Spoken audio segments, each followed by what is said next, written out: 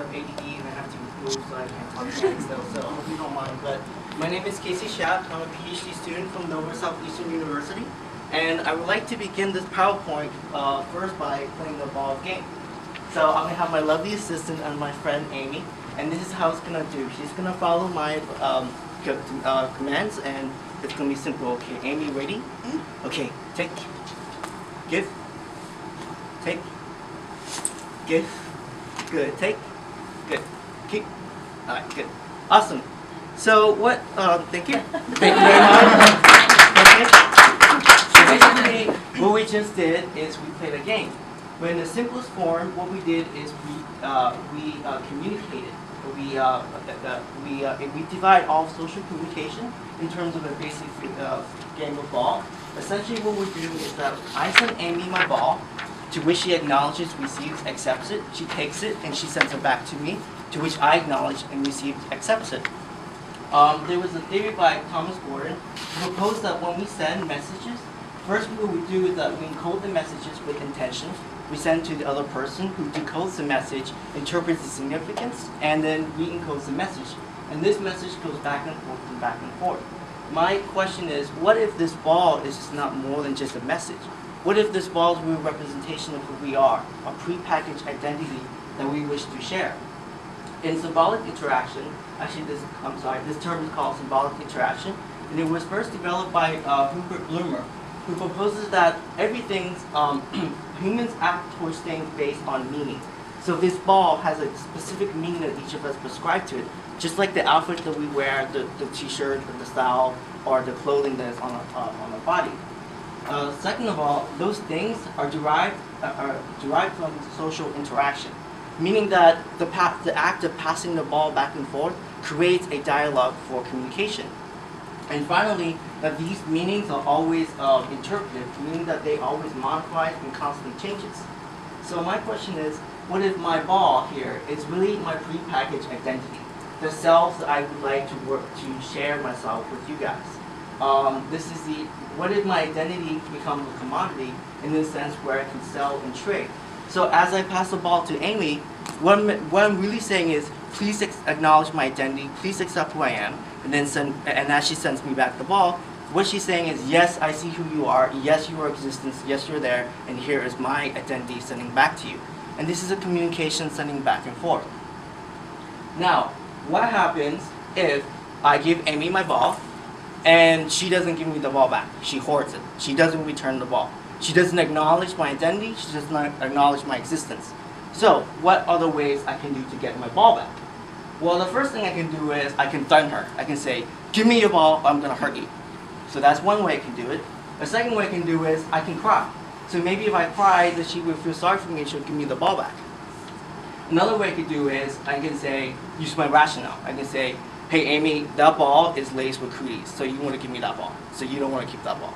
And finally, what I could do is I can say, well Amy, I'm a guy, so as a guy, men are better than women, so you should give me the ball.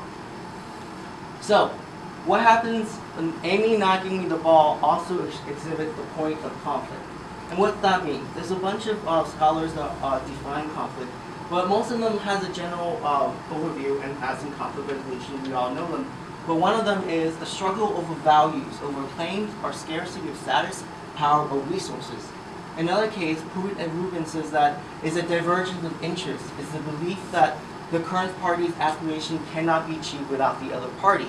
So my question is, if our identity, how we view ourselves, is being obstructed by someone else, let's say Amy not giving me my ball, then how do I go about in a way to kind of cajole, coerce, convince, and connive her into giving me back the ball that is rightfully mine? So, another way of Amy not giving me the ball, another way I can approach this is through the 5 models of conflict resolution, right? So we have the compromise, the avoidance, accommodate, collaborate, and competitive model. So I can go through all these models. What my theory does is, it says, what I would like to think about is, yes, we have these 5 different models, but in reality, there's really no explanation as to how they came about. Did we just wake up magically one morning and decide to become accommodators? Or did we taught into becoming collaborators? How did that come to be? A second question I would like to explore is, once we develop those models, how did conflict start? Like, how did we go back and forth with the model? What is the process that creates conflict? And finally, I'd like to conceptualize the origin of conflict. So I'm calling it the energy stealing power, which I will explain a little bit later. But basically is, once we're in conflict, how is it that we go about the different behaviors to get what we want? So, to begin with, I had to define some terms. So, energy in this case is what Eric Burns calls stroking of the ego. Is the acknowledge of recognition, the feeling of who we are, the worthiness. It's the balance in every step that we take. It's like food, right? We need food for being able to function, to be able to wake up, to do work. Well, what if we need a certain kind of social energy, where we need attention from our peers to kind of give us an understanding who we are as a person? By shield, I use this as a form of imagine that we have an invisible bubble covering each of us, and we look through the reality through the bubble. So it is the actively decoding, encoding of messages coming in that affects the way we interpret the world. Another way you can look at is the lens of perception, what we consider right and wrong, and what is rightfully accrued for us. So I consider communication in terms of the energy concession matrix. So what energy concession matrix is basically how we go about to trade in our identities. Concession is a really big word in this case because it is the act of giving the conscious belief that you're giving someone your energy, that your attention, that your need. So when we start with the first concession, the first matrix, mutual concession.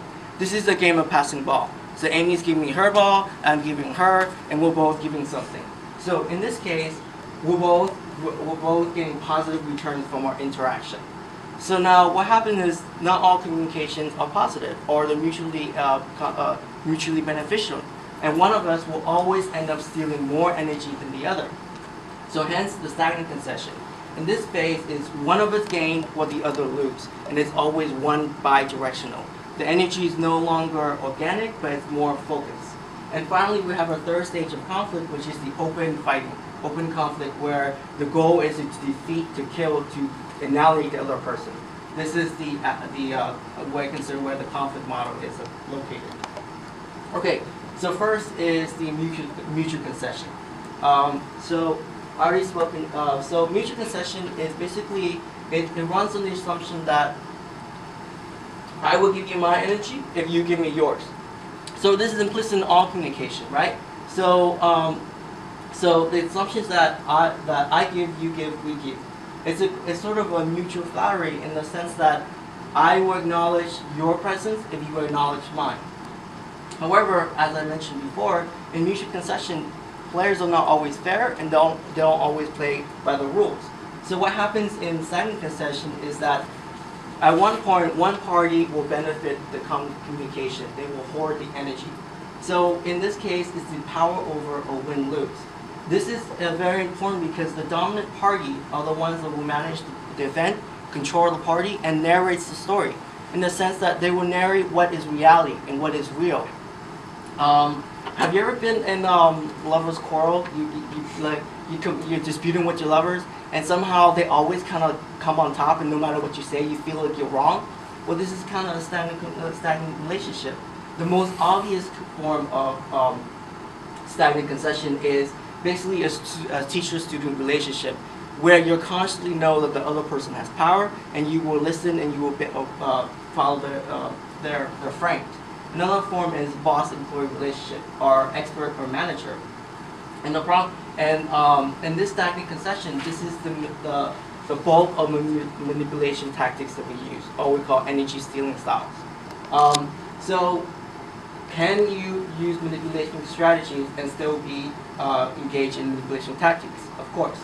So here are through my research, I found hundreds of different manipulation styles, but if you look at them and you consolidate them, they're actually organized into four main categories. The first one is power, a threat, the use of force. So basically, you cajole the other person into giving you energy by using threat into them. The second aspect is intellectual superiority, rational reasoning. So you almost talk them into death, into thinking that they're not smart enough, so they have to pay attention to what you say. A third form is aloofness, superior stock, good looking or belong to a better class. This is the notion that I'm better than you, I'm better looking than you, I'm just better than you, so you have to pay attention to me. But go away, don't stand close, I'm too good for you. So a third one is, all mothers are good at this, is empathy, crime, emotional needy. So what they do is that they force you to give up to them by crying, by almost like negative conditioning. So I have very few minutes left, so I'm just going to go to the last part. How this relates? Well, I found that there's a lot of theories in early family dynamics.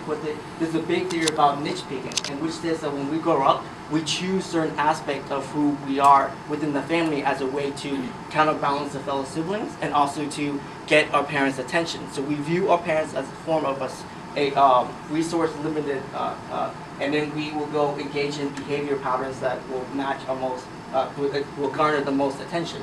Another theory is peer-to-peer interaction. When we're young and we have to learn to deal with conflict, we have to learn to play nice. We have to learn that to manage social relationships and keep friends and achieve interpersonal gains. I believe that these are the two main factors that create our energy stealing patterns are our manipulation habits. So this is what I once I finish the qual exam and do dissertation. This is something I would like to work on.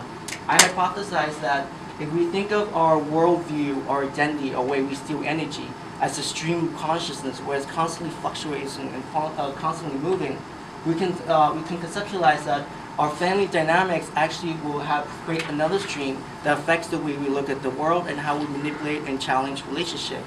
And on top of that, I believe that our early peer-to-peer influence will also shape the way we view the world and consequently manage energy and communicate and manipulation, so that affects the way we deal with conflict in our adult life. And that's pretty much 15 minutes. Thank you very much. And that's it. Questions to the case's presentation about the field. What is it? It's the energy shield theory as a possible dissertation program. Oops. Sorry. Yes, absolutely. Okay. Casey, I know you're just exploring this, but I was wondering,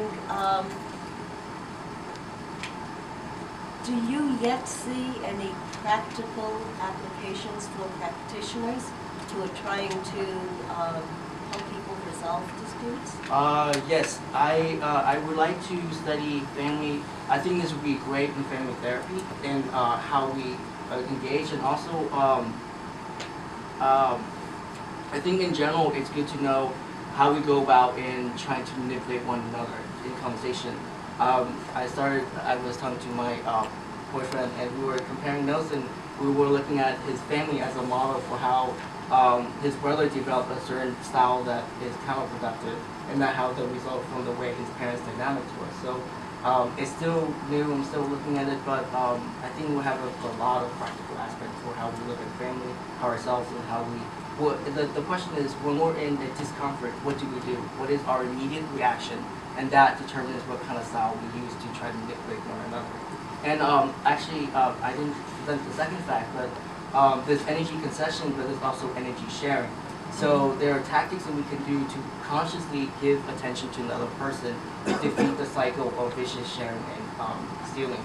Because the problem is, once we engage in manipulation style, it just goes downhill, and then we create an open conflict where the goal is to try to conquer, invade, and compete with the other person. Well, once you start in that conflict, you lose the other person. You don't understand where they're coming from, and you lose your perspective. So my goal is to create a tactics we can use to counter that, to kind of change the steering pattern. If that makes sense. Yeah. Thank you. One final question? Yes, please. Hi, thank you. I was wondering, have you looked into different family structures, maybe different cultures or traditions, and kind of how that changes your perception?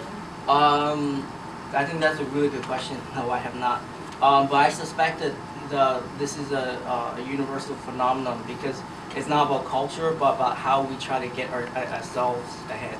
How we try to get others to acknowledge who we are as a person. So I think that's something I would like to look in the future. But that's a really good question. Yeah. Thank you. So our second speaker is